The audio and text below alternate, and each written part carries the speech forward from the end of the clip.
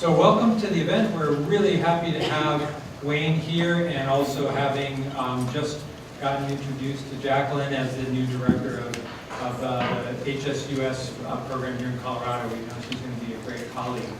If you want to find out more about what we do here, the School of Social Work, we're one of the only programs like this anywhere in the world that allows individuals who are training as social workers to focus with a specialization in the area of human-animal interaction. We now know that animals are involved really in almost every stage of the human life experience. So animals have relevance as a resiliency and a protective factor for children as soon as they are interacting with them. So in our communities, the most common thing you'll find in homes with children are animals. And so animals have a very significant role in child development and healthy child formation and healthy family. So I'm not going to spend any more time other than to say it's really an honor, Wayne, to have you here. And welcome to the University of Denver. And everybody, Wayne. Thank you. Yeah.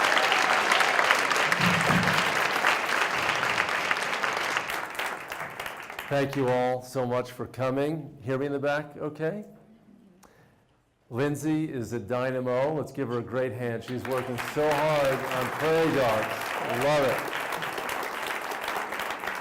it. And I'm so glad to meet Phil and the other folks here at this school and this human-animal connection. This is fantastic. It's really exciting to meet so many students involved in this program. Thanks for having me. Thanks all of you for being involved in this cause and caring so much about animals. Glad to see my friend Mark Beckoff here. And I'm also so glad to see Representative Dave Lebsock, who, Dave, if you would stand, the state representative who's a real leader on animal issues in the state legislature.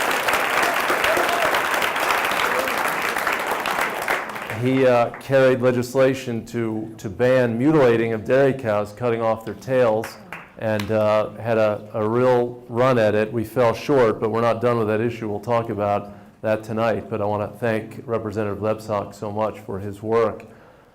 I wanted to tell you a little bit about HSUS, some of the campaigns and activities, and I think progress in our movement, because we deal with so many issues. And for those of you who are attuned to animal welfare issues, it can kind of be crushing. All of the problems, all of the things that we confront. But make no mistake, we are making incredible progress on these issues. Incredible progress. Jack Murphy and so many people who have been at this for so long, and so many new faces in the cause. So I want to tell you a little bit about that. You can see from our logo that HSUS is about all animals. Prairie dogs are not, we got to get the prairie dog in there, Lindsay. Yeah, we should have inserted one for tonight. And that is meant to convey that we're about all animals working on a national basis, and our international program is also really robust and significant. And I think one of the elements of what we do at HSUS is we highlight that we're in this incredible moment of contradiction in our relationship with animals. We have all of these expressions of love and appreciation and affection for animals. We have standards against cruelty. Yet, at the very same time, we still have so much cruelty in the society. I mean, we're really mixed up when it comes to our relationship with animals. And what our goal at HSUS is to remind people that opposition to animal cruelty is a universal value. And that if you believe that cruelty is wrong, we've got to logically apply anti-cruelty principles in this world. And it means a lot because animals are everywhere in our society. You know, there are 2/3 of American households have pets. So many members of our communities consider their pets members of their families. When you add up not just the dogs and the cats, but the hamsters and the rabbits and all of the other animals in our homes, we have more pets than people in American households. 350 million pets, and about 310 million people. That's an incredible statement of the human-animal bond and the connections that we have. I mean, cats walk on the kitchen table, dogs sleep in the bed. These animals are mixed up in every aspect of our lives, and isn't that a great and remarkable thing? And isn't this a great expression of our humanity, that we can feel this empathy and connection to other creatures? And it's always been that way. I mean, we humans have always been connected to other creatures. I wrote a book called The Bond, and the thesis of that book is that we humans have an instinctive, intuitive connection to other beings. We have a natural empathy for them. You see it in kids. So many kids love animals, they're drawn to animals. And for most of human history, we were immersed in nature. And if you look today at tribal societies in the Amazon or New Guinea, the people in those communities have an intense and intimate knowledge of all the animals and all of the other elements of the forest. They're killing animals for food and for survival, not for sport or not for any lack of necessity. But they're often offering rituals of apology. They are trying to atone for the killing of the animals. A lot of those people in their cosmology think they're going to come back as animals. And respect and appreciation of animals is built into their entire worldview. And our relationship to animals over the long sweep of prehistory and human history has taken on many different forms and many different variations. But in every era, we've been connected in one way or another.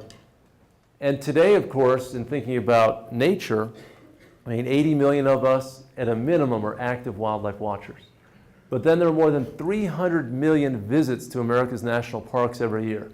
People go to see the beautiful vistas and the waterfalls and the mountains, but they also go to see the biotic community. They go to see the animals.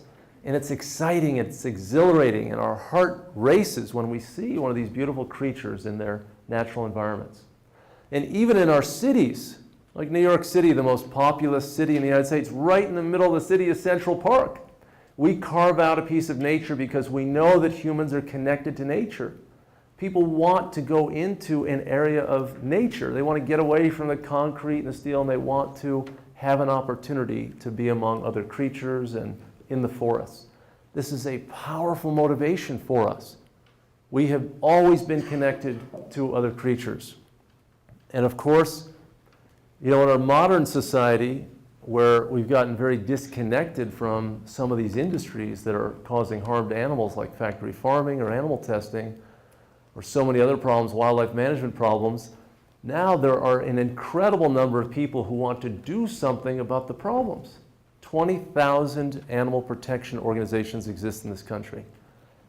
Big groups like HSUS, other national groups, shelters that work on dogs and cats, feral cat organizations. There are groups that protect mountain lions and bears and prairie dogs and every animal under the sun. I go and I meet people who do guinea pig rescue.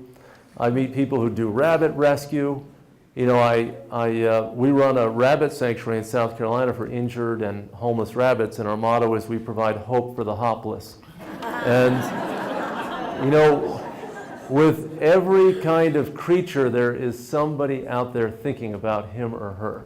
Wildlife rehabilitation groups. I mean, it's incredible, this pluralism of concerns that exists in our nation. And what a beautiful and remarkable thing. What a thing to celebrate, that we have this other-centered feeling that at great expense to us often, at an emotional cost, at a cost of time, we invest in these other creatures because we care about them, because we are merciful and compassionate. And you know, this cause, a lot of people talk about animal welfare, animal protection, animal rights. You know, it's about animals, but it's really about us. It's really more a question of human responsibility than it is animal rights. I mean, we have to recognize that animals feel and they think and they suffer. They have the same will to live that we have. They want to avoid pain and suffering just like we do. But we're the ones who cause a lot of the problems for them. It's our actions that dictate their circumstances in so many ways because we're so powerful. I mean, and this is the central issue of our movement, is how we use our power. There's an incredible asymmetry in power between humans and the rest of the animal kingdom. And do we treat that power as license and do whatever we want, exploiting animals, treating them like things and objects, units of production on factory farms, tools for research and laboratories, game to be harvested on a sustained yield basis and wildlife management, a collection of fur pelts? Or do we treat them as individual beings who matter for their own sake? And this is what's incredible.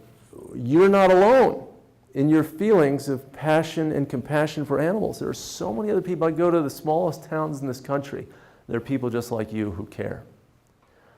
We've got quite a constellation of organizations because the problems are so grave and we're doing so many things internationally now.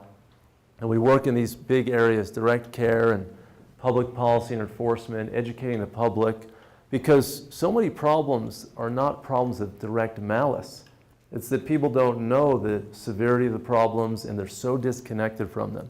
We exist to link people together with these issues and call people of conscience to act on these basic values of opposition to cruelty, decency, which have strong traditions in our religious communities and also a strong legal basis. I mean, we're not inventing these issues. There's a long tradition of concern for animals.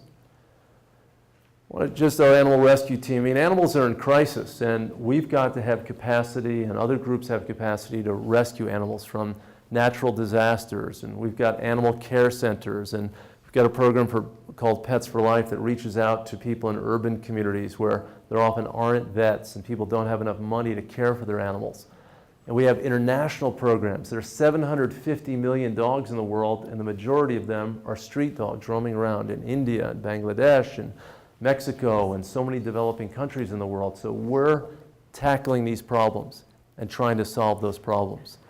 And you know, I was going to show you some really compelling images of so many heroic people coming to the aid of animals in distress.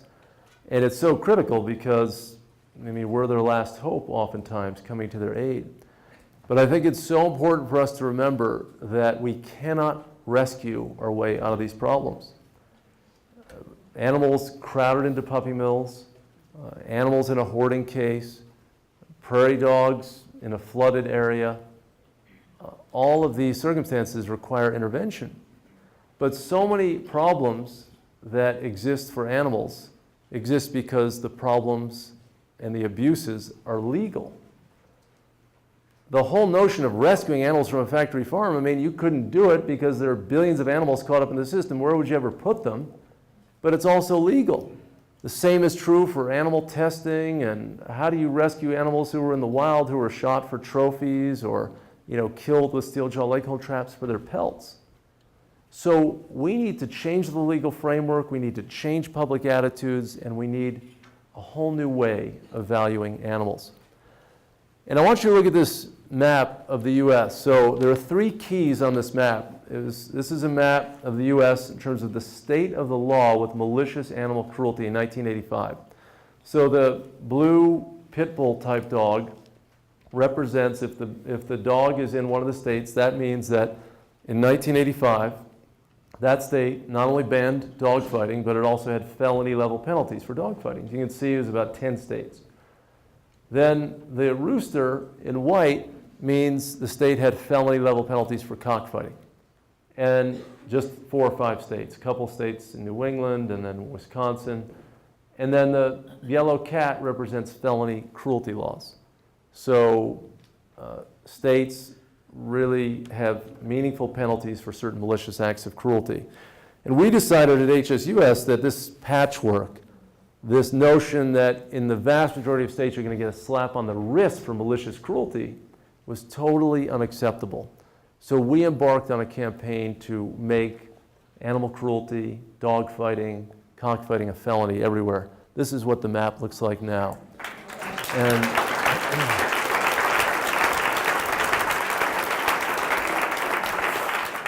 And all of you who've participated in legislative campaigns and writing lawmakers, you can take pride in this. This is a base. This says, as a society, that animals matter, that they do have rights, and that humans can be penalized for doing awful, terrible things to animals. But of course, it's much broader than just those acts of cruelty. I mean, we've got this animal welfare movement that's been around in institutional form for more than 140 years or so. And you can see this is the number of dogs and cats in people's homes. So the kind of so-called owned or population of animals in homes. In the early 1970s, 63 million. Now that we're missing the far end of the chart, but it goes up to about 165 million. So in the last 40 years, we've almost tripled in terms of the population of animals in our homes. And here's the number of animals euthanized in shelters.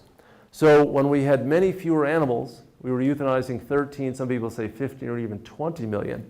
Now we're down to fewer than 3 million. Still way too many, but unmistakable progress given the total numbers of animals in our lives and our communities. And what's amazing is that 30% of dogs in our homes come from rescue groups or shelters. Only 30%. All you need to do to eliminate euthanasia of healthy and treatable animals is to have an additional group of people in the market for a dog going to a shelter rescue group. You actually only have to have 45% of the dogs in homes coming from shelters or rescue groups to get the dog piece to zero. A little more complicated for cats, but we're getting closer, and so many groups are doing innovative things to drive down these numbers further. Puppy mills are part of the problem. These large-scale commercial dog breeding operations that really have a factory farm type approach to dog breeding, where you may have hundreds of dogs. The females, the mother dogs, are kept in cages. They're subjected to lifelong confinement. They're often on wire cages. They never feel grass beneath their feet. They're bred every heat cycle. They're denied veterinary care. They're exposed to the elements. And they're churning out puppies for the pet trade at the same time that the shelters and the rescue groups are struggling to adopt out animals in their communities. I mean, we spend $2 billion a year dealing with homeless dogs and cats, promoting spaying and neutering, conducting spaying and neutering, and we're allowing thousands of puppy mills to negate or at least complicate what's going on with those shelters. I mean, that's a contradiction that we need to grapple with. But in the last 5 years, we've passed 34 state laws to build some standards dealing with puppy mill operations. And we're slowly banning gas chambers as a method of euthanasia for animals in shelters. This year, Texas banned gas chambers. We're just about to ban it in Michigan, just about to end it in North Carolina, and just ended it in Mississippi. Slowly but surely, on all of these fronts, we're making incredible progress. This is an issue of abuse that some of you may not have heard of. It's a practice called soring and the abuse of Tennessee walking horses. So people who use Tennessee walking horses in shows typically injure the feet of the horses by driving nails into their hooves or packing chemicals onto their feet and then wrapping it in plastic to cook the chemicals in to make their feet and the lower portion of their legs so sensitive that when they walk, they exaggerate their gait and step up very high. And that wins ribbons at these walking horse shows. And I had a video on this, and I don't think this is going to work either, but we're going to give this a quick shot, some miracle. Yeah. So you can go to the HSUS website, humanesociety.org, and see these videos. And this man is someone that one of our brave undercover investigators went into his stables. He's a Hall of Fame trainer who was abusing horses. You would have seen what he did to the horses on the video. And he's now dealing with some penalties, 3 years probation, a $75,000 fine under federal law, and he was also indicted under state law. While that's good that he's been penalized, it's not enough, and we're working to pass federal legislation to upgrade that law, which hasn't been updated in 40 years, so that people can suffer some consequences because of their abuse of these horses. Exotic animals as pets. You know, so many of you, I'm sure, remember what happened in Ohio, some months ago, where an emotionally troubled guy who just got out of prison released more than 50 large wild animals into a small town in Ohio. And it was just about dusk, and law enforcement authorities didn't feel they had many options, and they shot the vast majority of those animals in the town: tigers, wolves, grizzly bears, who were roaming around this town in eastern Ohio. And it's incredible to me. There are more tigers in the United States than there are tigers in Asia. People have chimps, people have lions, people have large constricting snakes. We're drawn to animals, and there is this bond and connection, but we can take it too far and put animals who are not suitable for our domestic settings in our basement or our backyard. And we're working to pass laws. This is the state of the law, states banning or regulating some dangerous wild animals, and we're working to continue to fortify these laws.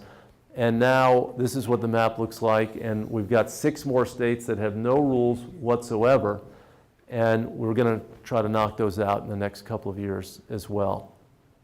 And chimps are another issue dealing with laboratories. Some of you who are HSUS members, I hope you're following the progress that we're making. Chimps are not used in experiments in any country in the world except the United States.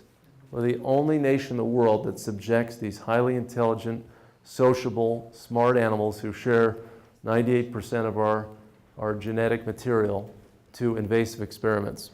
And another of our brave investigators went undercover at the largest chimpanzee and primate laboratory in the US in 2009 and exposed not just physical abuse of the chimps at the lab, but I think even more significant, long-term holding and isolation of the chimps. Again, this was 2009.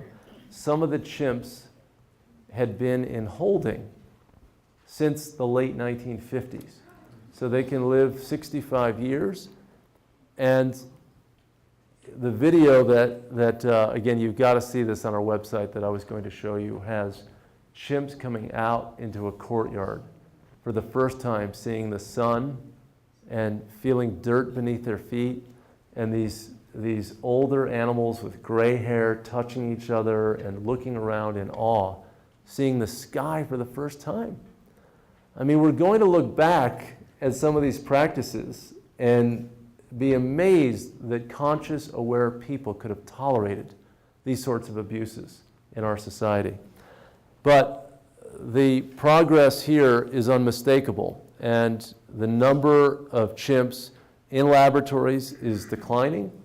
The number in sanctuaries is increasing, and the National Institutes of Health, which is the biggest funder of biomedical research in the country, has now agreed to release just about all of the chimps from laboratories and send them to Chimp Haven and to Save the Chimps and other sanctuaries. And this is a major moment for our movement, that the chimps are going to be getting out of these laboratories. And for the few that will remain, they've got to be in ethologically appropriate environments. And there'll be, we hope, and they say, a very, very rigorous test that only if there's not any alternatives can they be used. And this is part of our process of figuring out better ways to conduct science without making victims of so many animals. And this was the chimp video. And this is another issue that we've been working on, the hunt of harp seals and hooded seals in Atlantic Canada. You know, I've been to these chimp sanctuaries. That was incredible. And I've been to so many things that you've seen, and I've also been up to the ice floes of Canada. And it's really an incredible wildlife spectacle. In the spring, 6 million seals come down from the North Atlantic, mainly from Greenland. And the mothers who are pregnant swim down the long, jagged coast of Canada, down the province of Quebec's coastline, the huge province, to Labrador and Newfoundland and Prince Edward Island. And they go off on the ice floes to the east of the North American continent, and it's desolate. But in its barrenness and emptiness is an incredible beauty. And I remember going and landing a helicopter, and well, actually before we landed, you fly out from Prince Edward Island and you're going out for 30 or 40 minutes and you just see ice, and then suddenly you see just a few little specks on the ice, and those are seals. Then you see more specks, then you see more and more seals, then you land.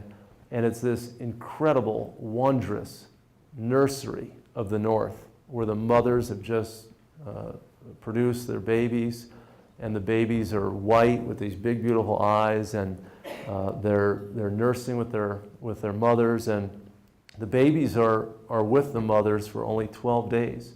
And the mothers produce this dense, nutrient-rich milk, and then the mother drags herself off the ice or into a hole, and she swims away, leaving the babies, who still are unable to swim, and because they don't have legs, just flippers, they're unable to run.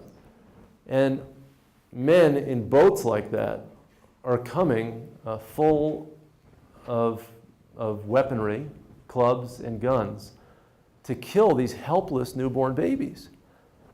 Not because they're local people who need the meat for food, and not because they need the fur for their own warmth. These are not native peoples who are conducting the hunt. These are people who are killing as many seals as they possibly can on the ice, stacking them up, and then shipping the pelts all over the world for the international fur trade, much of which the pelts are dyed and colored, and you can't tell whether it's real fur or even fake fur.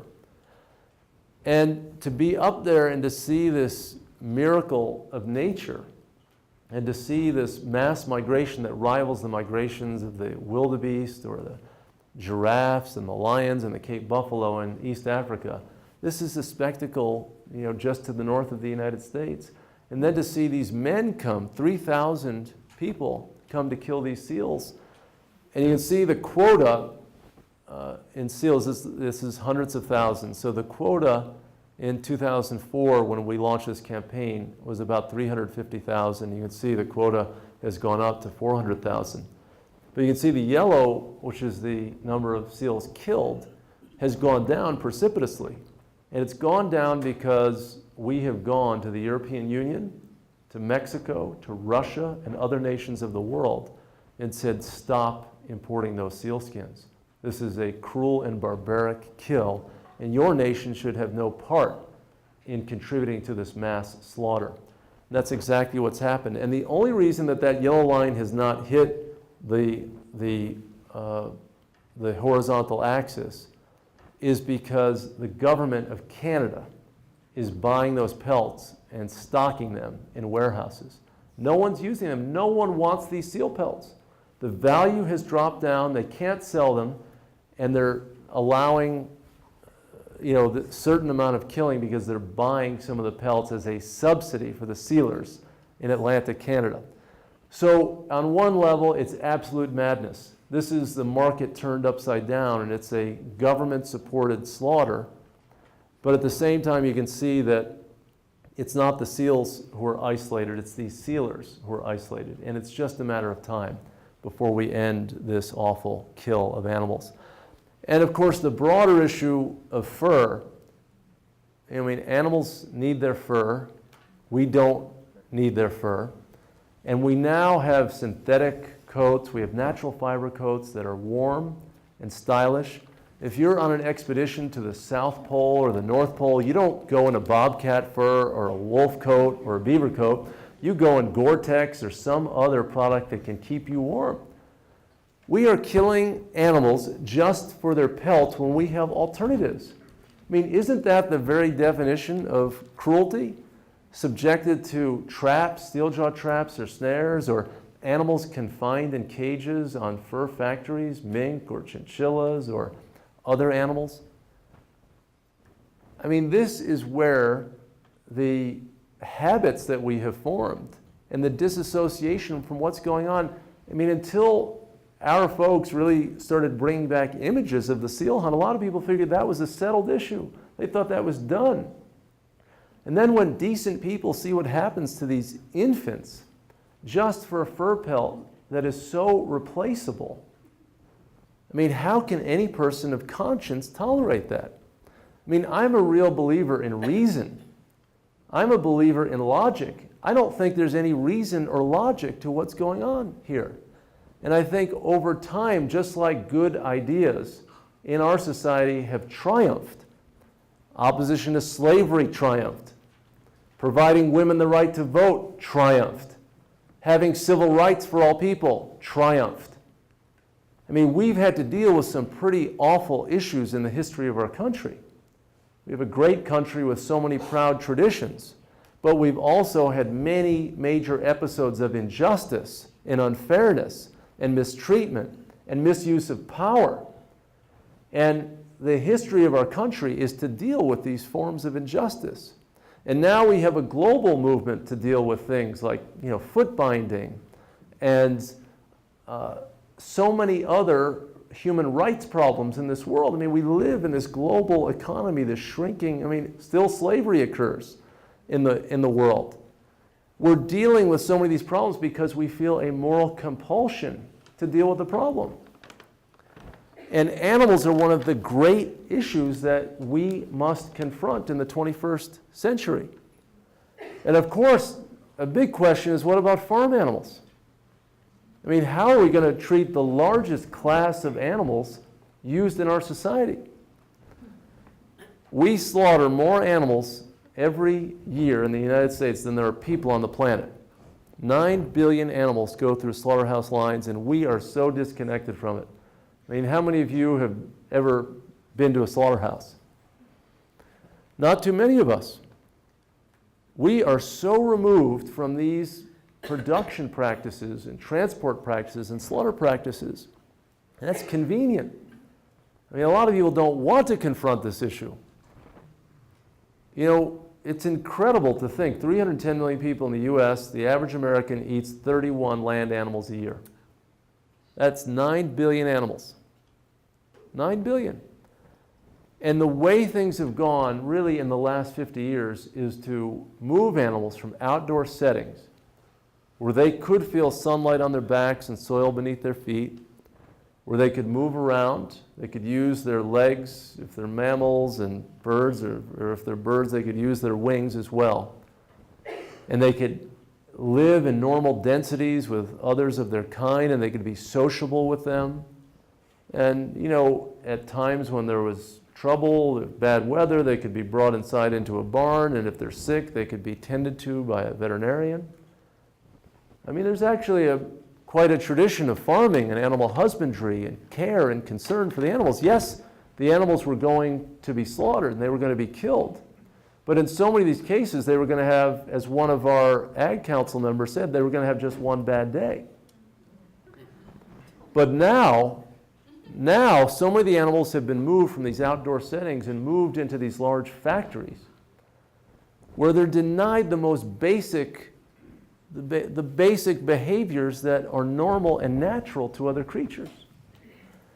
And I think we've got to take a look at these issues. Here is an image of sows in confinement crates. These are 2-foot by 7-foot cages. These are 300 or 400 or 500-pound animals when they reach their full size. And they can't turn around. They can take one short step forward and one short step back. They have 7, 8, 9, 10 successive pregnancies. They're immobilized. And I don't care whether you're a vegan or a vegetarian or you're an inveterate carnivore, that is wrong. Wherever your decision making is,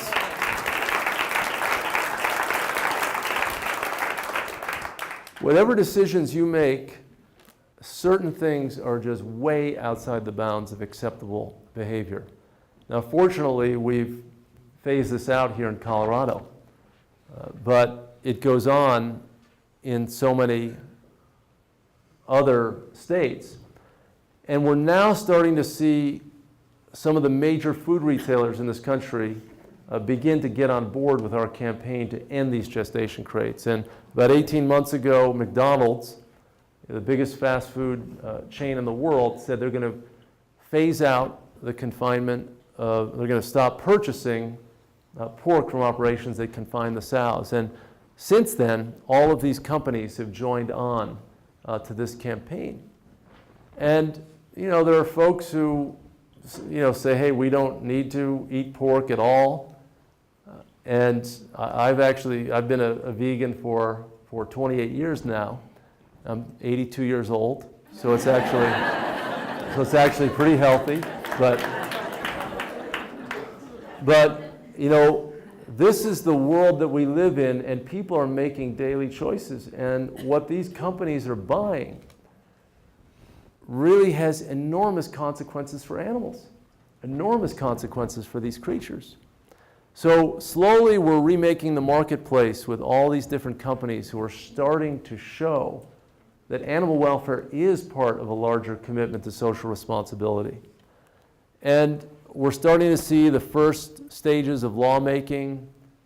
Colorado passed a law in 2009 dealing with veal crates and gestation crates. California had a landmark Proposition 2 in 2008. And it's not just an issue of animal welfare. When you go to these factory farms, a pig confinement facility, that's a manure lagoon. The incredible number of animals aggregated in one place with the incredible amount of waste. If you think of 310 million Americans producing waste, most of our waste is treated. You talk about 9 billion animals, almost all of their waste is untreated. So it goes into lagoons, it goes into the environment, sometimes it's dried and converted and used for whatever purpose. This is a major environmental issue in so many communities. And one of the staggering things, it's a huge public health issue, not just the issue of overconsumption of fat and cholesterol, which is leading to a variety of cancers and heart diseases, and the bad diets that we're choosing. And of course, when we eat more plant-based foods, we're typically healthier. But one of the big public health issues is the overuse of antibiotics. The same classes of antibiotics that we give to kids or adults or grandparents, when they are sick, are fed to animals as part of the routine regimen of dosing them because the animals are so overcrowded in these environments. They know that the animals are going to get sick, so they use the antibiotics as a prophylactic when we're told by our doctors to use it only if you're sick and use your full regimen and no more, because we worry that if you overuse antibiotics, you're going to develop antibiotic-resistant bacteria. Well, that's what's happening. We're having superbugs that are threatening public health because they're spawned by the factory farms. And this is the number. This is an incredible chart. This is the number of farm animals slaughtered. You can see, even in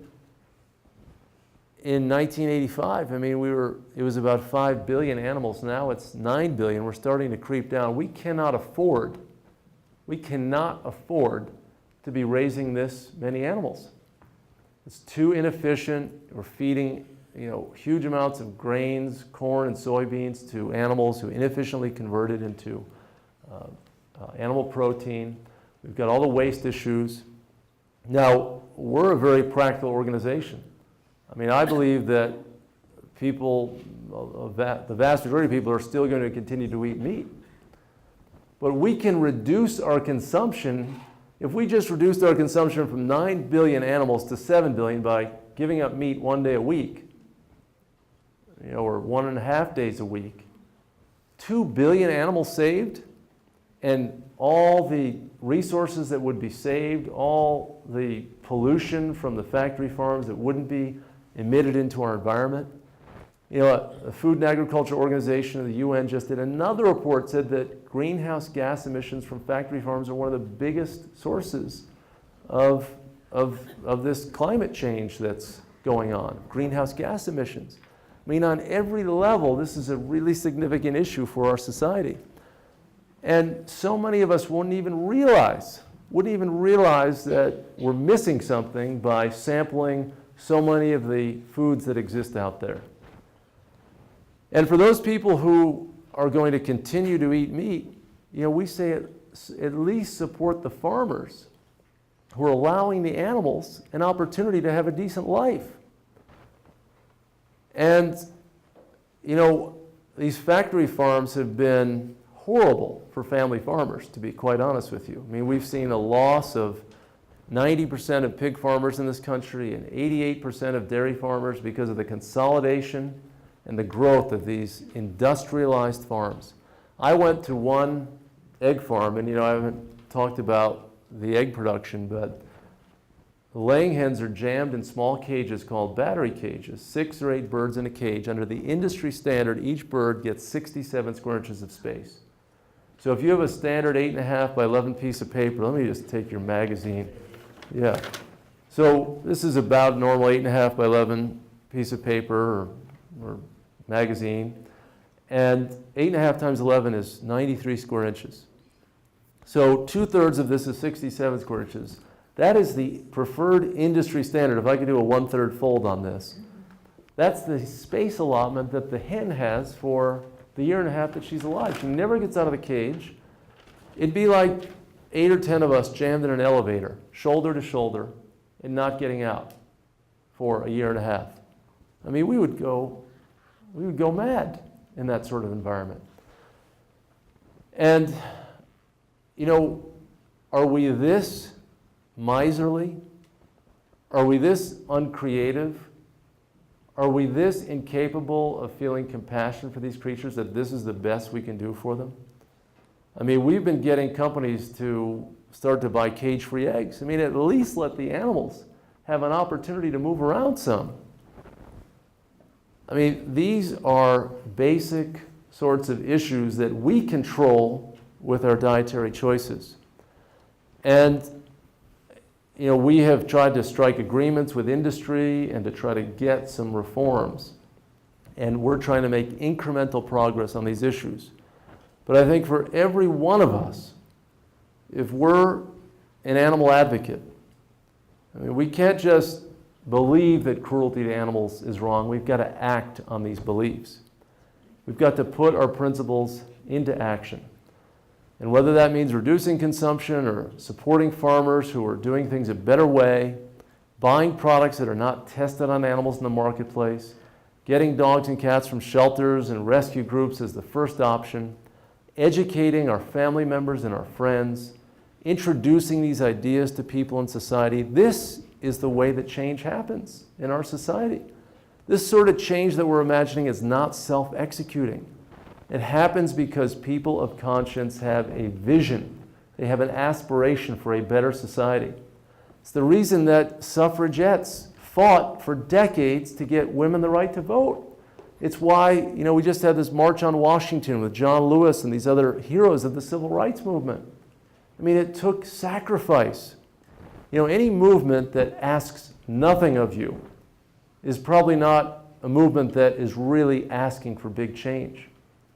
I mean, we've got to take action to turn around these problems.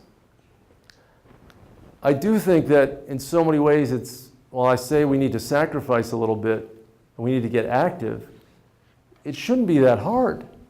I mean, the spirit of innovation and entrepreneurialism, finding other ways to live a good life and not leaving a trail of animal victims in the process. I mean, I talked about fur coats. I mean, there can be no rationale for that. I was talking to leaders of Colorado agriculture today about the bill that Representative Lebsack introduced on tail docking. Now, even the trade associations in the agriculture industry, the National Milk Producers Federation, the American Association of Bovine Practitioners, the dairy vets, and so many others within the agricultural world oppose tail docking. They say it has no scientific merit, it's not needed, and it shouldn't continue. But they're still fighting his legislation and our efforts to ban tail docking. There are some folks who are so stubborn they cling to ideas even when they've already embraced the idea of moving on. And this is why it takes some level of agitation. We introduced that bill with Representative Lebsack, and the legislature didn't pass it. It got through a committee, but then it was stymied by a number of lawmakers. Well, what's our option? I mean, I think our only option at this point to ban this mutilation of these animals is the route that Bob Angel took when he led the effort against trapping here, steel gel leg hold traps here in Colorado in 1996, or when folks led an effort to stop spring bear hunting and baiting. It's a ballot initiative. I mean, we've got to get 80,000 signatures to put a measure on the ballot to stop this mutilation procedure for dairy cows when even the industry says it's an archaic and unnecessary practice. And I hope, you know, there were folks in these previous campaigns in Colorado, a lot of individuals gathered 1,000 signatures. We have, if we had 80 people in this room alone who spent, you know, a few weekends, you know, every couple of months over the course of an 8 or 10 month signature gathering campaign, just in this room we could get those 80,000 signatures. And of course there are thousands of other people who care in this state. And our movement gets tested every once in a while. I mean, we can't just wait for these things to unfold. All the things that I mentioned happened because people took action. We need to take action here in Colorado. We've got puppy mill problems, we've got tail docking problems, we've got captive hunting problems. We've got to deal with these issues. And you know, in the last 8 or so years, we've passed more than 800 state laws to protect animals in all these different categories. So the world is changing, but we have a lot of additional work to engage in. And you know, one notion that really drives me and drives the work of HSUS is this concept of building a humane economy. I mean, factory farming is an example of kind of a race to the bottom, that we treat animals as things, the only value that we honor is profit, and we forget about our sensibilities about animal welfare, about the environment, about public health. And really, the society that we want is a society that blends commerce with our values, that you don't disassociate these things. You get terrible outcomes when you take the values out of the commerce and economics of a society. We've got to blend them. I think that there's nothing radical about the idea of being good to animals and fighting cruelty. It's part of who we are. We've always had these instincts to be kind to animals. It's really a problem-solving question, and it's a question of enough people raising their voice and organizing together to figure out a new way forward for us as individuals and for all of us collectively as a society. So I hope that you're going to get involved. We've got some materials over there. We actually have a card reader. If any of you want to sign up to become a member, we've got an iPhone with a card reader. You can start to get All Animals magazine. You can sign up on our website, humanesociety.org, and get our alerts. You can get in touch with Jacquelyn to organize. We've got some great political activists who've been leading the effort to do politics in Colorado. We're going to work with them to have district leaders in every congressional district, and we hope every state legislative district. If you want to get involved, we want you to be involved. We're working on getting folks to talk to hospitals and schools about Meatless Mondays. We got a lot of different hospitals and school systems. We recently got Los Angeles, the school system in LA, to go for Meatless Mondays. It's 653,000 meals every Monday. I mean, imagine how many thousands of animals. So I really hope that you find your place and you get involved and you make a commitment today, tonight, to step up your involvement to the next level. I know so many of you work so hard. Think about what little more you can do, and if you haven't been that involved, think about a way to plug in. There is something so satisfying and so meaningful about making change in this world, about doing good for these other creatures. I mean, it makes such a difference. So there's something great about people and this feeling of empathy, and that needs to be nourished and it needs to be exercised. Thank you all very, very much for coming. I'm happy to take some questions. Thank you.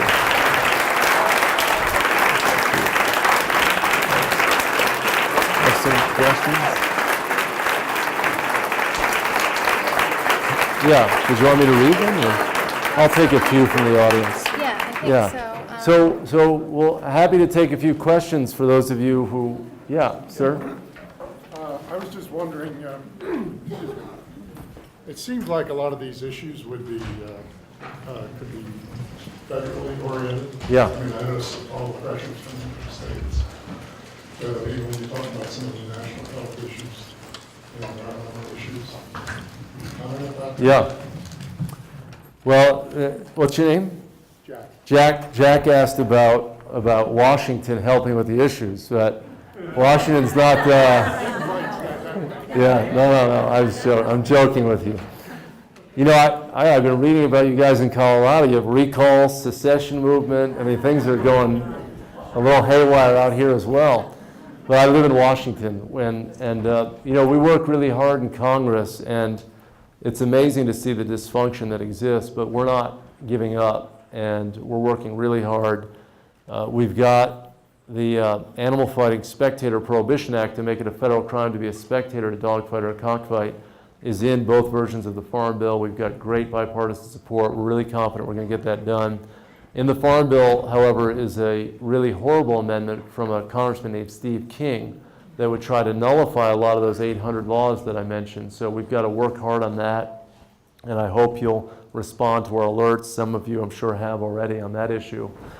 We've got a national deal with the egg industry to more than double the minimum allotment of space for the birds and to have other reforms. We've got federal legislation on horse soaring. It was our work on chimpanzees and nearly passing federal legislation on that prompted NIH to act on that chimp issue. So the Congress is a really important venue for reform, and so are the executive agencies. We just announced with USDA a couple weeks ago a federal retail rule to bring more than 2,000 large-scale internet sellers of puppies under the regulatory authority of USDA. This is a huge advance.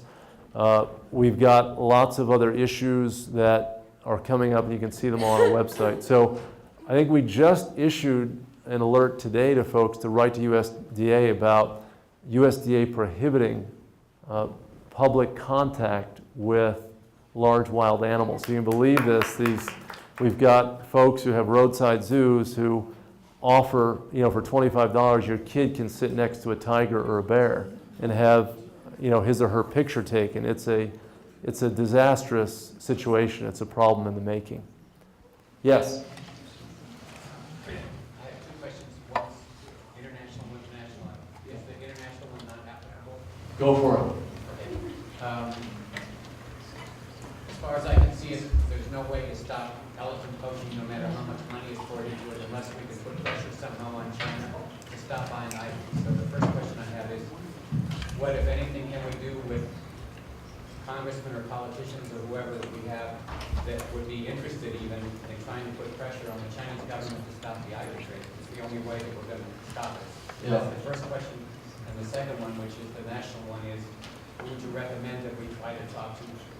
Maybe the new Secretary of the Interior to try to change the culture of the BLM, which besides the wild horse thing and everything they touch seems to be contrary to what the Department should be doing. Yeah. It's sort of crazy. Right. They seem to counter everything that they stand for. And I've been dealing with them for years, and I don't know, it seems to be an entrenched culture that just doesn't change from decade to decade. Yeah. Well, thank you for both questions, very important. On the elephant issue, and specifically African elephants, you know, we've seen so many reports of the incredible number of elephants killed for their ivory. And we've seen a parallel killing of rhinos for their horns. And I'm sure that most of you heard about that awful terrorist incident at the mall in Nairobi, conducted by Al-Shabaab, a terrorist group based mainly in Somalia. Well, some of you may have heard that about half of Al-Shabaab's money is coming from selling ivory. So the terrorists and the poachers are the same people. And you know, when we talk about the link between animal cruelty and human violence, we talk about the link between factory farming and public health problems and environmental destruction and greenhouse gas emissions. We talk about the link between dogfighting and narcotics trafficking. All of these issues are linked. And I think you're right that we need to focus on the demand side. It's not just China, though. The U.S. is the second largest importer of ivory still. And I know that a bunch of students here have done a petition, and I think there's going to be a movement to ban all ivory sales in the United States. Now there's a loophole in the law that allows older ivory to be traded, pre-1973 ivory. And so much of the newer ivory is being laundered under that loophole. So there's going to be a move in the States to crack down on that, and I think it's very important for us. We've just launched a big campaign in Vietnam, which is the largest consumer of rhino horn. And we're reaching thousands and thousands of school kids and really trying to educate them about not consuming rhino products, and of course their parents. I mean, that's the main audience, but through the kids, we're trying to reach the parents. So the Clinton Global Initiative just announced an $80 million anti-poaching effort, though, for elephants and rhinos, and the Department of the Interior, under Sally Jewell, also announced an additional $10 million in anti-poaching activity. So I think there's some real stuff on the ground that can deter the poaching. We've got to focus on the ground there, but also on the consumer side.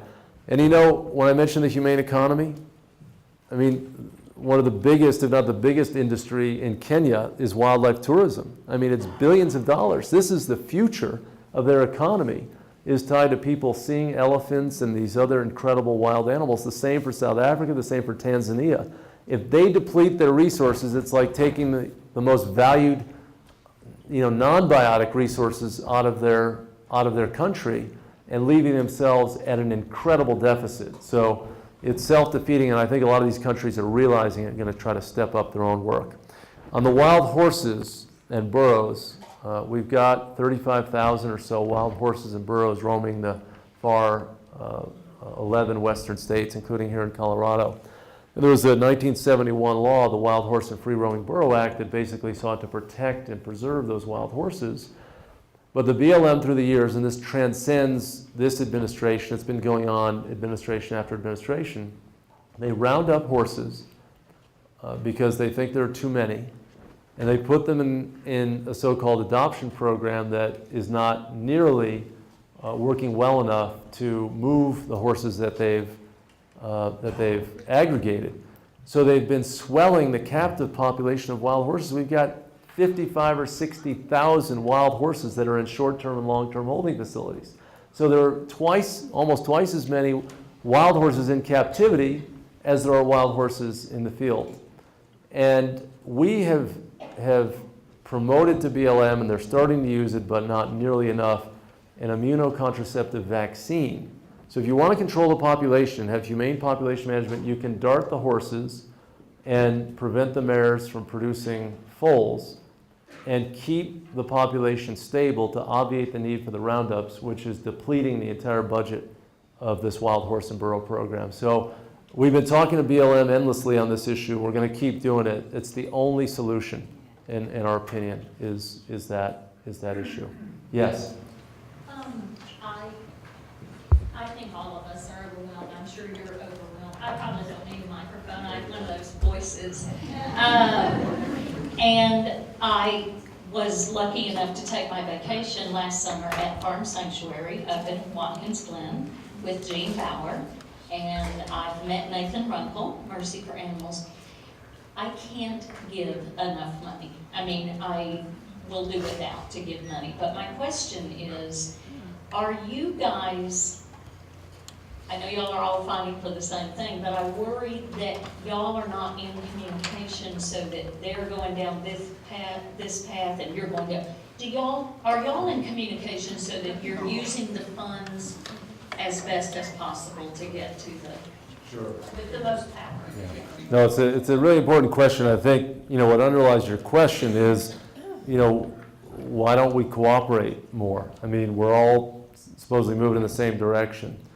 I think at some level, the diversity of activity in the animal movement is useful because there are some folks who are focused on chimps and sanctuaries and other people focused on, wildlife rehab, and it all adds up to a whole that every kind of animal is protected. But in certain categories, like farm animals, you've got multiple players. And we do work with Farm Sanctuary and with Mercy for Animals.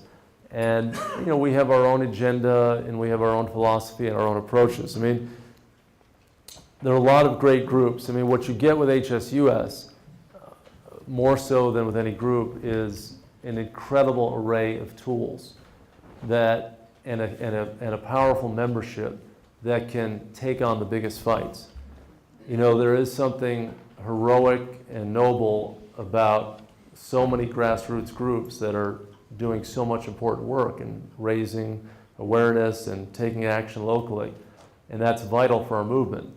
But more than anything, our movement needs a strong, powerful organization to take on the biggest fights and to conduct undercover investigations, to do litigation, to have political muscle in Washington and Denver, to have experts in all these areas, to mobilize millions of people, to figure out a way to drive these issues forward. So that's what you get with HSUS, and we do collaborate, you know, with these other organizations, Mercy for Animals on a number of issues, Farm Sanctuary on many. At the same time, you know, there are times when we're all not working together enough, and I think it's an important imperative for all of us to keep in mind. Wow, okay. Oh yeah, how about you there, and then over here, yeah. Okay. What are some of the answers to the economic limitations of people making conscientious and humane choices in their consumption? Meaning people with lower income levels aren't necessarily shopping at Whole Foods, they don't have the capacity to have to make choices on buying 5 pounds of chicken versus 1 pound of chicken, that sort of thing. Are there answers that are out there for that situation? Yeah. Well, definitely economics matters, and you know, this is kind of what we talk about when I talk about our Pets for Life program with companion animal care. A lot of the folks want to make the right choices, but they don't have vets in their community, they don't have access to these resources to help their pets. And in a lot of these communities, we've got food deserts, and you've got fast food chains, and people don't have many choices. So I do think it's a big issue, and there's a big food movement that's trying to produce options for people in these communities to have whole foods, fresh foods, not to pay, you know, big prices at higher end stores, but to have real options in their community. And I think that that's critical because, you know, if you think about some of these poorer communities, obesity is rampant in these communities. I mean, they're eating too many fried foods, and they're eating way too many fast food products. They're eating too much junk food. They're drinking too much soda. I mean, this is not healthy, and the health care costs are being passed on. They're having a diminished quality of life. I mean, when you think about the energetics of food, I mean, animals eat plants in order to produce animal protein. And we're not grazing animals on pasture. Cattle are grazed in a lot of cases, but pigs and chickens for the most part are not, and other poultry. They're being fed feed grains, and even cattle at feedlots are fed feed grains as well. So we are producing an incredible amount of grain to feed to animals. You would think just by basic energetics, if you're feeding 13 pounds of grain to produce 1 pound of beef, if you eat the grains directly, that should be much cheaper. I mean, you don't have to have as much land, you don't have to have as many inputs, you don't have to have as much water. It should be cheaper, but the market is contorted in some ways. So we need to make sure that that market gets corrected, and some of it relates to subsidies that big agriculture gets, and certain commodities get subsidized, and predator control gets subsidized, and all sorts of things happen to distort the market on these grounds. But there's not, what's happening now for a lot of these folks in these communities is not the right option. So it has to change. But we got to figure out, it's not going to be easy. Yes? Does HSUS have any connection with the Mickelson Prize? I know the guy, Gary Michelson, and one of our scientists is on the committee. And what Gary Michelson is trying to do is to develop or to support scientists and to award scientists who develop a contraceptive vaccine for dogs and cats. And you know, when I talked about Bhutan and India and our street dog work, I mean, if you could have, like we have for horses now, as well as for deer, we have a vaccine that you can deliver with a dart gun or with a dart on the end of a pole and jab the animal in the rear. to deliver the vaccine. If you could have that for dogs and cats, it would revolutionize our humane population management of dogs and cats, and would have all sorts of beneficial impacts. I mean, you'd have, in some of these Indian communities, you know, where I travel, these rural communities, I mean, there are so many dogs that people fear the animals, and there are rabies issues. When you lower the population and you deal with the disease issues, you increase tolerance and promote more love and appreciation for animals. So this is where innovation and science can help find a new way to get beyond a problem. Just like, I mean, it's a little different, but you know, it was said Henry Bergh, the founder of the SPCA, was a visionary, but it was Henry Ford, more than Henry Bergh, that stopped the abuse of carriage horses in cities. The internal combustion engine changed the way we transported ourselves. And I think, you know, you look from typewriters to computers, we've had incredible revolutions. You know, film photography to digital photography. The world doesn't stay the same. We've got to find new ways to conduct our operations, and we can. We've got this incredible mind. You know, Sergey Brin just funded an effort in labs to grow meat in a laboratory setting. So you don't have all of the other organs, and you don't have all the other issues associated with animal agriculture, and you can grow meat if you have a taste for that in a laboratory setting. And there's a company called Beyond Meat that is taking plant-based products, plant-based proteins, and turning it into a chicken facsimile. So it looks like chicken, tastes like chicken, yet is competitive with industrially produced chicken. So I think innovation is going to be an incredible pathway to address some of these issues. Yes? In your talk, you made reference to a number of other social justice movements, Yeah. and I'm wondering if our movement is different in any significant way that should inform how we advocate. Well, the biggest difference, of course, is that we're acting on behalf of the victimized community, where, you know, African Americans spoke up for themselves. I mean, others did in society as well, and women spoke up for themselves. It's always been a larger universe of people that drove these social reforms, but this is one where the class of victims are completely disenfranchised, they're voiceless, etc. So I think that's different. I think the other challenge here is the incredible diversity of problems. I mean, animals and humans are tangled up together in almost every way. I mean, we're talking about one of the most fundamental sorts of things is the human relationship to nature and human relationship to animals. We at HSUS, you know, we are dealing with a dizzying array of issues all the time. And people say, oh, HSUS is a big group. I mean, we could be 100 times the size and still have more than we could possibly do in a day. So it's kind of a triage situation for us. We take on problems based on opportunity, based on crisis situations, as well as kind of a strategic design and dealing with some of the biggest problems that exist. But you know, I think that there's a big generational change coming on. So many young people are very socially conscious and socially aware, and they've grown up in an environment where animals are part of the moral calculation. And you know, when I was a kid, I didn't know that animal groups were around, and you didn't have access to information like you have now. It's hard to be a denier that animals feel pain and that we have options in the world. Yes? Where are we at in Colorado versus nationally with veal?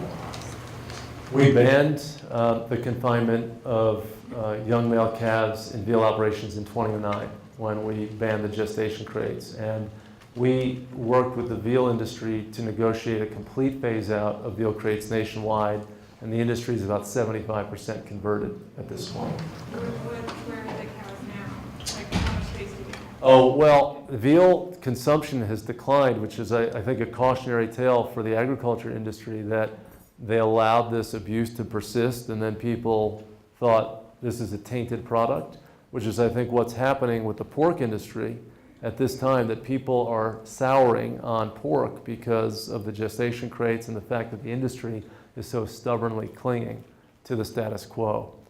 But for animals raised for veal, they have more space, but the total consumption of veal is way down from what it used to be. Yes. I think your phrase building a humane economy is brilliant, because I think that has a huge amount to do with the idea of animal welfare, whether it be the idea of, people in poor communities not being able to take their pet to the vet, or like this woman mentioned about somebody not being able to afford 5 pounds of chicken at Whole Foods, but can afford 5 pounds of chicken at Walmart, that kind of thing. My question is, when, people like those of us in this room come to, a presentation like this and want very much to contribute to building a humane economy, because we know it's needed and it's what matters, but obviously we can't spend all of our time volunteering to do so, and we want to dedicate our profession to it, but there's not the professional world needs to be more robust in doing just this. Yeah. So how do those of us that are aware enough to care about it make this happen? Well, it's not easy, and I think what it involves is all of us being conscious consumers and driving companies to make better choices. I mean, whether it's Beyond Meat or whether it's farmers who are raising animals in extensive systems compared to intensive systems, we're driving the market with our choices every day. I mean, the only reason that we have factory farming is because people are tolerating it, because people are consuming those products. If the public revolts, you better believe those production systems are going to change. When I was just starting off, when I started an animal advocacy group when I was in college, there were a handful of companies that weren't testing on animals. Now, hundreds of companies don't test on animals because more and more consumers are demanding it. And when our politicians hear a roar from animal people, they will respond. It's, not enough people are raising their voice. They're leaving it up to me or to Jacquelyn or to Jack or somebody else. We all have to be involved. I mean, that's the power when you have millions of people of conscience taking action. Yes? My question kind of goes off her question, but what do you see as the role or roles of social work in kind of building this community? Well, we were talking before to some students, but as I was saying before, it's really more about people than it is about animals. And we have to work with people and get them to make the right choices. And we have to create an economy that allows people to act on their beliefs. Sometimes we can be hostages, back to this point, when we have no choices. Lewis and Clark trudging across the country in 1803, they didn't have supermarkets and they had to kill animals for fur to keep themselves warm.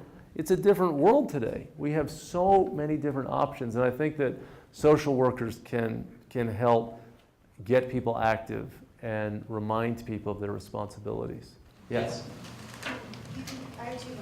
One, you talked about the public health issues. I really haven't seen a trend from insurance companies. It seems like health insurance companies would have a vested interest in not having their patients be sick. Is there support from healthcare companies to be more active, from insurance companies to promote this? And then my other question is about Steve King. Here in Colorado, what can we do to get him out of there? Yeah. Well, you can't really get Steve King out of there, but you can get your own Colorado federally elected officials opposed to his amendment so that it never sees the light of day. On the healthcare issues, I think what we've suffered from as a society, especially with respect to industrialized agriculture and the healthcare system, is we look too narrowly at the issues. What we're trying to do is take a broader look at these questions and to calculate the true costs. There's a new book out called Meat-onomics that looks at the public health costs of this incredible consumption, per capita consumption. We have higher per capita consumption of animal products than any people in the world except for the citizens of Liechtenstein.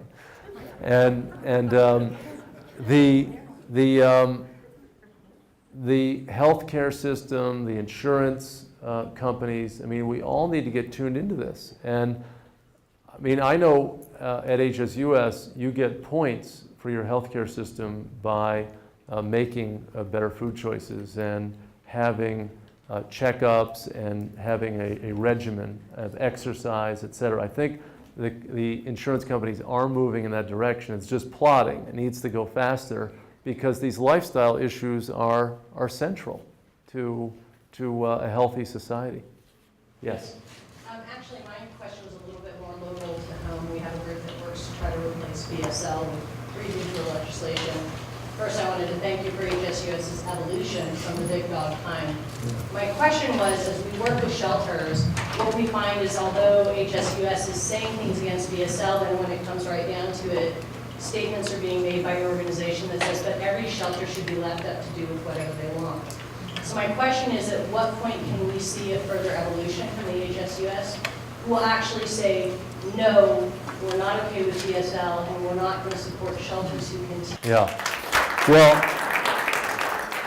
the BSL, for those of you who aren't familiar, breed-specific legislation, and it's, we think, proved itself time and time again to be a bad idea, an unworkable idea, and it does prejudice people against certain breeds or breed types. And you know, where BSL legislation has been adopted, in most places it's overturned because it's so unworkable. Denver, unfortunately, is not one of those places yet.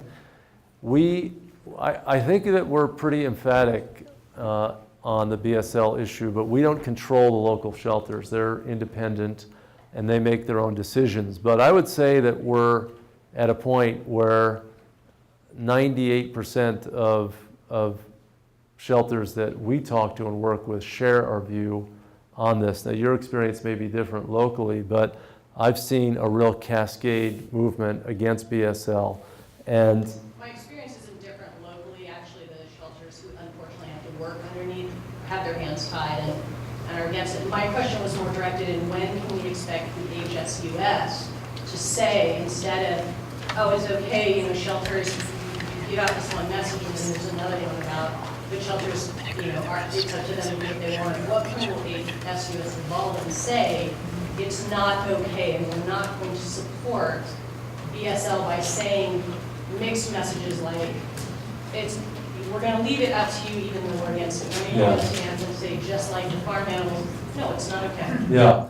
Well, I don't want to give a mixed message. I want to say it's never acceptable, and that is a message that you'll hear me say. I mean, there's no rationale for breed-specific legislation. Can we see that in a report next time? Well, sure, yeah, we're working on it.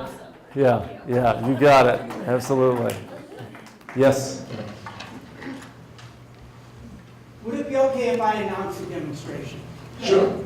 Okay, the circus has come to town. And there's a series of demonstrations that are planned against the use of animals in circus. It's focused specifically on elephants, but it really involves the idea that animals are here for our entertainment. So if anybody is interested in coming to these demonstrations, they begin tomorrow and they will end Sunday. The circus is at the Pepsi Center, easy to get to. They began last week. But that's already gone. That's right. But also our bus ads, new bus ads. Exactly, so beautiful bus ads. I have a series of papers here that say when the demonstrations are, so if anybody's interested in this, come see me, I'll be around here.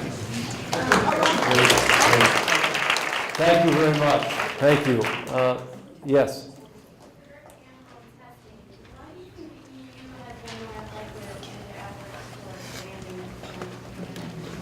Yeah, why has the EU been more effective than the United States? A very good question.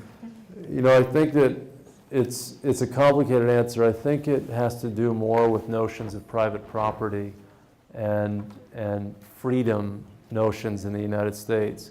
The Europeans are much more accustomed to regulations and standards. In the United States, you have a lot of powerful groups that resist any standards or rules. The Agriculture Committee, the research community, the gun lobby, I mean, so many different sectors. You can see this kind of what I would regard as zealous views against regulations and standards, and I think it bleeds over into animals. I think you have a very robust animal welfare movement in the US, but the movement has been dominated by animal care. Because there's so many animals at risk, most of the compassion and instinct and most of the resources have gone to helping animals in crisis. And while it's vital and critical, and I applaud and salute the incredible self-sacrificing people who do that work, you also have to have folks working to change the broader system, the legal framework, the corporate decisions, awareness. And this is why I think HSUS is so vital. You need a group that can take on these multi-billion-dollar industries and literally go toe-to-toe with them. And when the ag community in Colorado says, no, we think that tail dogging is not so good, but we're not going to ban it. We're going to let these producers. Someone's got to hold them accountable. And in Europe, I think that they have discourse about these issues, and you don't have this really hardcore view that we shouldn't have any standards at all. But we're catching up to Europe on a lot of issues because we're getting increasingly well organized and sophisticated here in the US. Yes?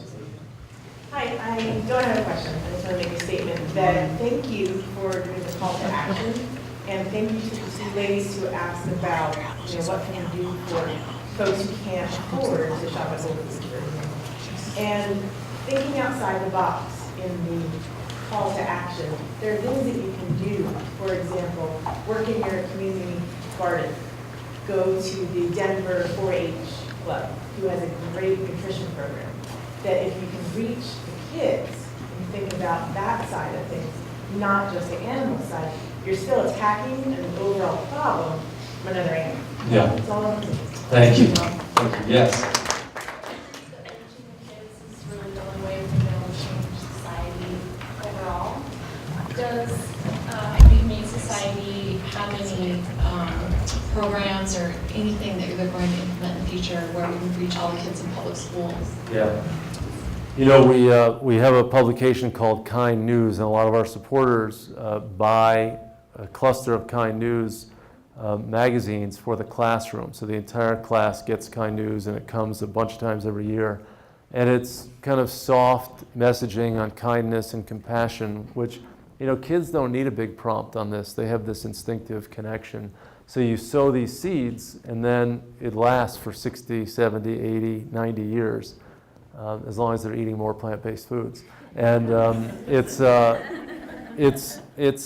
really important. And it's harder, though, for some groups to invest in humane education because it's such a long lead. And education is a complex issue as well. I mean, there's a lot of psychology, sociology, complexity to animal issues, and I think we're all still figuring out how to handle all these things. Yes, all the way in the back. What's your opinion of some of these huge farms that are connected with an agricultural school, like say Purdue University, something like that? Are they still pretty much stuck with the agribusiness, you know, or do you see some evolution towards more our way of thinking? Yeah. Well, I do think that a lot of the land grant colleges and universities really developed a lot of the innovations in agriculture that you could kind of trace to the development of factory farming. So you also have a lot of reinforcing of the paradigms of industrialization in a lot of these operations. But, you know, as you get serious academic-minded people in these universities, you're seeing more attention to animal welfare, more discussion. I mean, Bernie Rowland is at CSU and is a very important and powerful voice up at CSU. And you're seeing more voices. But it's interesting, in Canada, at a lot of the ag-oriented places, you see much more academic work on animal welfare in agriculture. Very little of that has gone on in the United States. And I think it's been a combination of what the Pyun Pew Commission on Industrial Farm Animal Production called the Agro-Industrial Complex. And it's the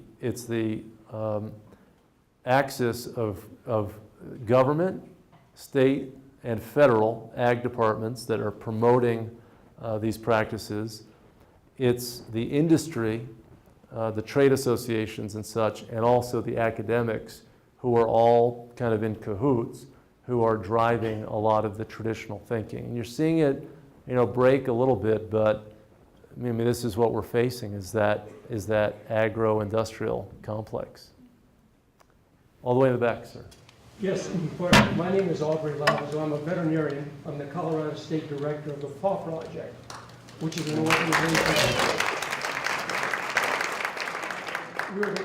organization that was founded to increase awareness of the cruelty that is declawing, which is more appropriately known as detowing, and its resultant complications and its impact on the human-animal bond. My question is this: what is your opinion of the veterinary profession, of organized veterinary medicine, in allowing that, in tacitly condoning that cruelty? And is there any circumstance under which that would be considered ethical, in your opinion? Well, thank you for your work, and we really support the PAW Project. And I mentioned to a couple of folks that there's a new film out that the PAW Project has done, and there's a showing in Washington. We just alerted folks of that. Is there a showing coming up here in Denver? We just had a showing a week ago, actually. Oh, great. Well, congratulations. It's a really important film to see. We're on board with the general philosophy of the PAW Project on declawing or detowing, and we've got a veterinary division, the Humane Society Veterinary Medical Association, that's been working with some of the folks with that organization.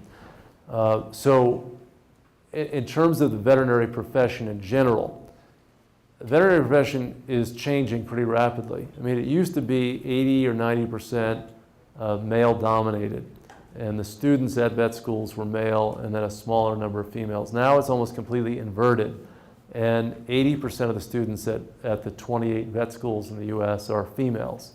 And it used to be that many vets worked in different animal industries. Where were the vets? Where were the animals? Most of the animals were being used in industries. They were in agriculture, they were in laboratories, so there were laboratory animal vets, there were wildlife vets that were working for the state fish and wildlife agencies.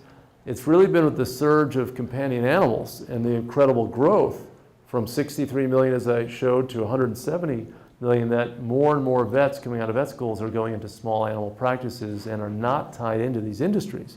A lot of the vets took on the ideology of the industries they were working for. So the farm animal vets, the swine vets who were working for the pig industry adopted the mentality of the factory farm folks. The laboratory animal vets adopted the mentality of the biomedical researchers. So you saw that in industry subgroup after industry subgroup. And for the National Veterinary Association, the American Veterinary Medical Association, it was those veterinary subgroups that were driving a lot of the decision making. So I think that you're seeing more and more vets getting involved in animal advocacy. And I wrote in my book that the vet industry has retarded progress on a lot of issues, even though there's been a lot of great medical care provided by vets. On a lot of the big social issues with institutional uses of animals, they've often been on the other side. But this is why we have the Humane Society Veterinary Medical Association, is to organize vets who want to really be advocates for animals across the board. And it's important to get vets involved. The public really trusts veterinarians, they trust their own vets, and it's why we need their voices to be amplified. Probably take just a couple more questions. Yes? Just in conjunction with what you were talking about, I'm a veterinary technician, work in emergency critical care, runway and rescue now. But talking with veterinarians with not the state leaders, temporal state units, they're like, never will happen here in the United States because that's our bread and butter. Land grant universities like Colorado State University, they are perpetuating the business model, not the compassion model, like this good doctor here at the PAW Project. So how can the HSUS help land grant university change the mindset of the veterinary community? Well, you know, ideas are very difficult to repress. You know, you saw that in the Arab Spring. You see it in technological innovations. There's no way that at the end of the day that you can suppress the idea of a contraceptive vaccine for dogs and cats. It makes too much sense. It's too important for our society. There will be some traditional folks, as there always are, who fight advances. But eventually the good ideas and the best technologies are going to have to triumph, I think. Yes? I'm just curious if there's any policies that exist now or that you see coming to existence in the future regarding docking dog tails and dog ears, because I know that's a veterinary practice and ones that happen illegally as well. Yeah, it happens legally, and those cosmetic mutilations of animals are condemned by just about all animal welfare organizations. I think it's going to be difficult to get legislation on that in the short run, but I think down the road we might see it. This is another area where vets need to really raise their voices and say that certain practices are just outside of what their medical practice should allow and permit. So we'll take one more question. Yes, you're the last voice here. Yes. At the beginning of your talk, you spoke about things that are embedded in our culture that are contradictory to animal welfare. But you didn't mention anything about hunting. And just what's the stance on hunting and killing for pleasure? Yeah, we've got a lot going on in that regard, and what we do is we focus on what we regard to be the most reckless, inhumane, unsporting practices. So we're fighting polar bear trophy hunting in Canada and stopping imports of polar bear heads and hides from these safari hunters. We've got a ballot measure in Michigan to stop wolf hunting and trapping. It's going to be on the November 2014 ballot. We've got a ballot measure in Maine to stop baiting, hounding, and trapping of bears. It's the only state in the nation that allows all three practices. We've got a petition before the U.S. Fish and Wildlife Service to list the African lion as endangered, and one of the greatest threats are American trophy hunters going over and shooting the depleted African lion populations. We're working very hard on captive hunts, these fenced enclosures where animals are shot for a fee and a guaranteed kill arrangement. And we've got a bill on the desk of the governor of California right now to ban the use of lead ammunition in sport hunting. And if California adopts it, if the governor signs it, it'll be the first state in the country to ban lead ammo in hunting, which is a huge source of lead in the environment and poisons millions of animals every year. So we've got a lot of other stuff going on, but you can go to our website. I invite all of you to go to our website on an ongoing basis to get this information. And Jacquelyn has a card reader. If you're not a member of HSUS, if you want to get involved, if you want to get our magazine, you can sign up as a member right now. The only way we're going to succeed is if millions of people invest in organizations that are driving this sort of big change. So if you're not a member, please join. Thank you very much for having me here today. Thank you. Oh, thank you. Thank you very much. Thank you so much. Thanks so much. Thanks for coming. Thank you. Thank you. And a nice new shirt out of this. How about that?